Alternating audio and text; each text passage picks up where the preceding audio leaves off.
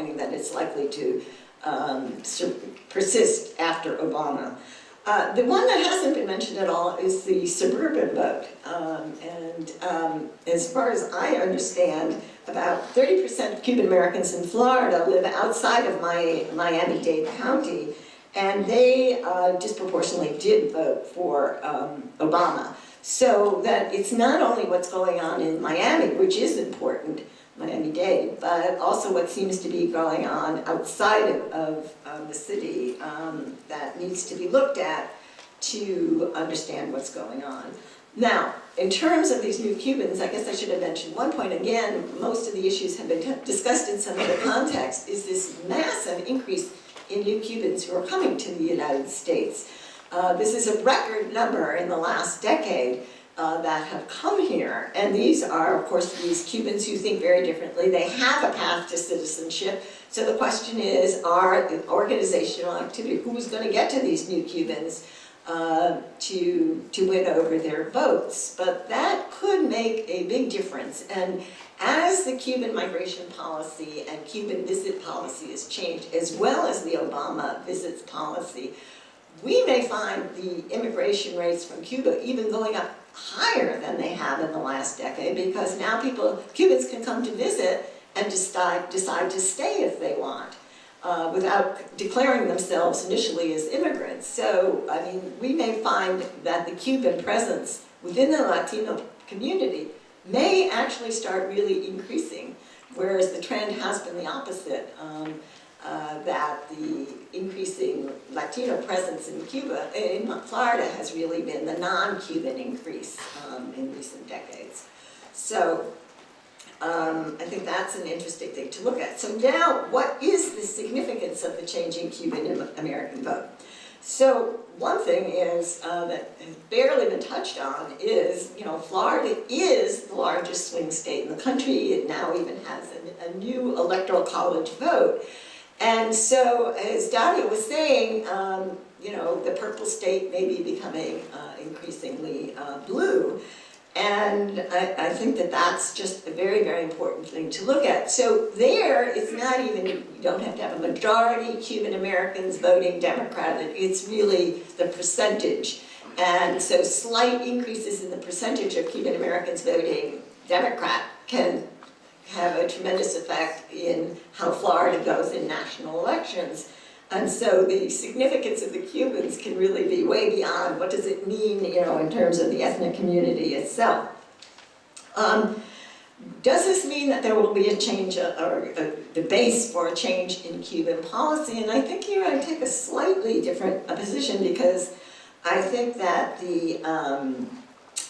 there have been Cuban issues, actually, in elections. 2008, there was. It was the first time a presidential candidate since 1959 campaigned for a change in U.S.-Cuba policy on the so-called personal embargo. Well, that's here, I think, more or less to stay. But what has really happened is there's been a crack in the hegemony of the Republican Party among Cuban Americans. And this is not only Obama, this is also Joe Garcia, the first time a Democrat has been elected, a Cuban-American Democrat has been elected to office.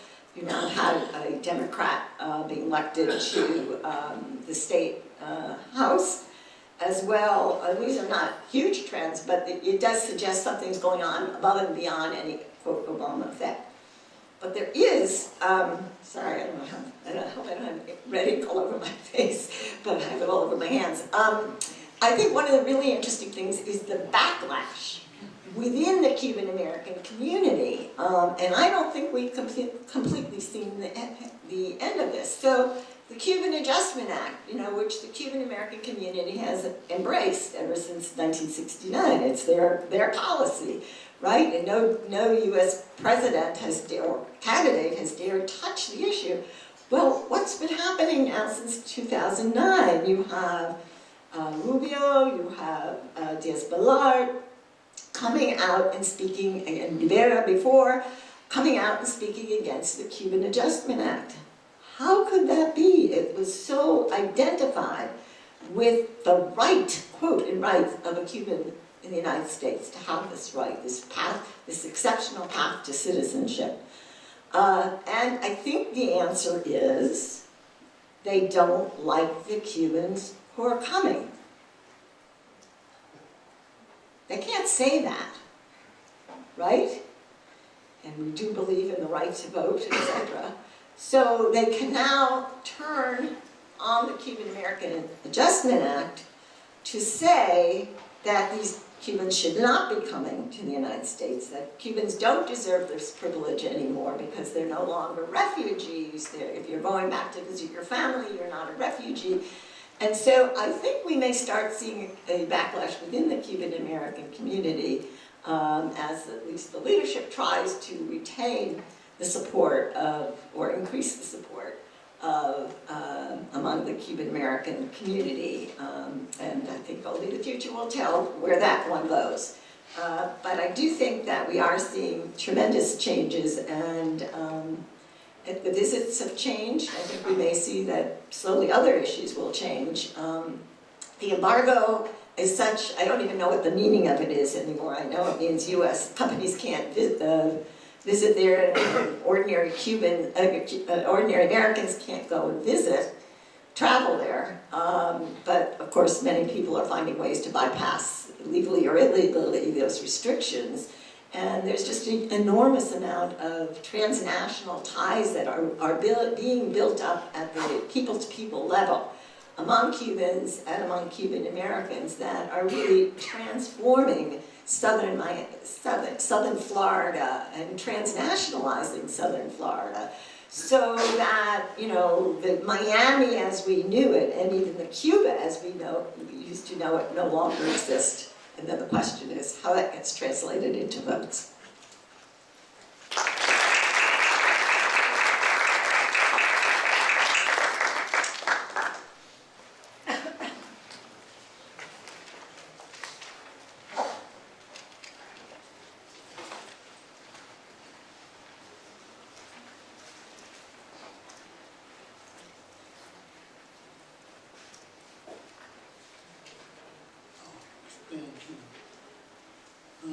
Is that the one? Yeah.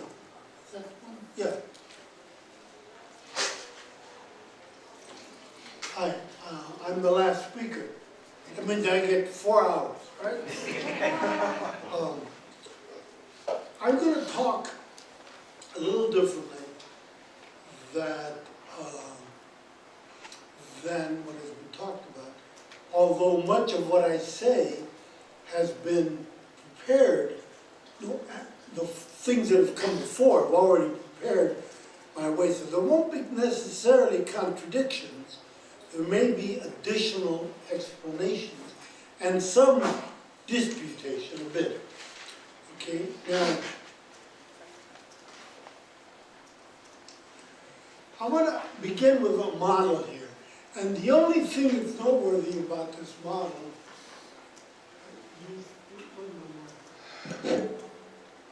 You see Mark?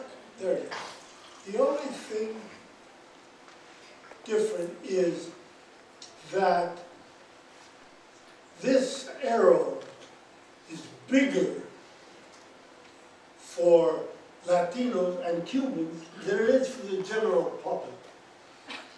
In a very interesting way, Latinos are pretty sophisticated voters. I'm not talking about that. And the point is that more than SES, more than social economic status, we found, and I found, and Lisa has found this before, that they don't get affected as much by SES.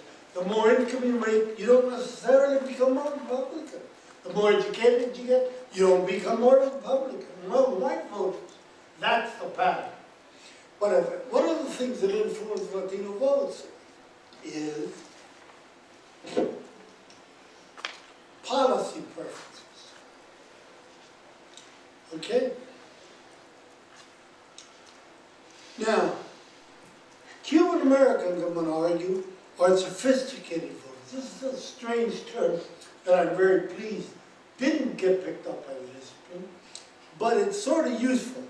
And what a sophisticated voter is one who has policy preferences and votes for the candidate who has those policy preferences. They don't ignore I don't like Juan, and I don't care what he does. I like Juan. No, it's, I like Juan, but I also like this, and Juan doesn't like this. So I'm not going to vote for Juan. So the consistency is quite high for Latinos, and especially maybe for Cubans. It's very important. That's a distinctive characteristic. Now then, this one, a lot of this is, the distinctiveness, let me back up, oops. One of the points is that Cuban Americans are distinctive by age, by income, by their willingness, their insistence on being white rather than something else. That seems to be changing. Mexicans used to be white, they're now something else in the census.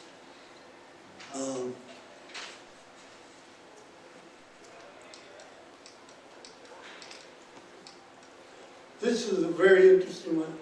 Cubans like to talk about how culturally loyal they are, yet they learn English faster than all the other Latinos. I should add, my paper is about comparing Cubans to other Latinos. Okay? So they are chauvinists. The Cubans are chauvinists. I'm a Cuban. I'm not a Latino. And I maintain my culture, even though second and third generation Cubans know more English than second and third generation Mexicans and others. Okay? Now, the political development we've talked about, but I want to mention this a bit. One is, there's been a long contradiction among Cuban Americans, in my mind. They became Republicans, we say around the Reagan administration. They became angry with Democrats because of Kennedy's backing out on the Bay of Pigs. And this kind of, I don't know quite, I haven't studied it as Danilo has, this process over time, but one of the contradictions that we have seen for a long time is that Cubans claim their support for American political values, democratic values, transparency, and yet engage in political terrorism. In the 70s, the Cubans were ranked by the CIA as the most dangerous terrorist groups. The CIA ranked them #1 terrorist groups in the world. And we didn't have other things going on then, but that's useful to know. Okay? So, if you believe in democracy, you don't blow up airplanes. You just don't do that. Now, on Democrats, it's important to understand that the Democrats were bad with Cubans, but Diaz Balart was a Democrat until 1986. And not only was he a Democrat, he ran Ted Kennedy's campaign for president in Florida. That's a pretty serious Democrat.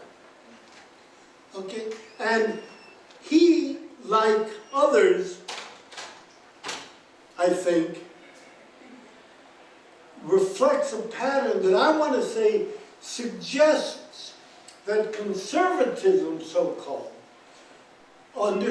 should be thought of as reflecting political ambitions and opportunities available through the Republican Party, not just a value structure. It's not a value structure, I want to argue. It's about, I think this, but you know what?